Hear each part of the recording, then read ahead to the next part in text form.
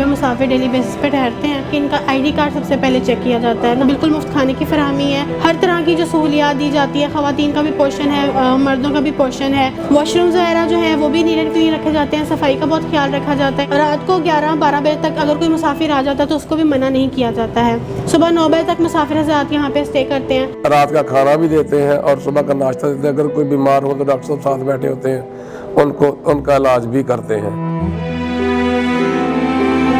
बहुत अच्छा खाना मिलता है, साफ सुथरी जगह है, रहने को बिस्तरा ठीक मिलता है। अच्छे लोग हैं इधर, मैं दूसरी दफा आया हुआ इधर, खाना शाना भी सही मिलते हैं। यहाँ के अफसरान बहुत अच्छे हैं, डॉक्टर बहुत अच्छा है, हमें फ्री में जो चेक करते हैं, दवाई देते हैं। उस्मान दसदार साहब का भी शुक्रिया अदा करने, उन्होंने सानू बड़ियां सहूलतां दित्तियां ने। इमरान साहब ते वज़ीर पंजाब का शुक्रिया अदा करने कि उन्होंने इतना बेहतरीन इंतजाम किया है। ये गवर्नमेंट ने काम किया, बहुत अच्छा प्रोजेक्ट है गवर्नमेंट का। पंजाब गवर्नमेंट जो पता एक बनाया, ये चीज़ बहुत अच्छी है, मेहमानों के लिए बहुत अच्छी जगह है।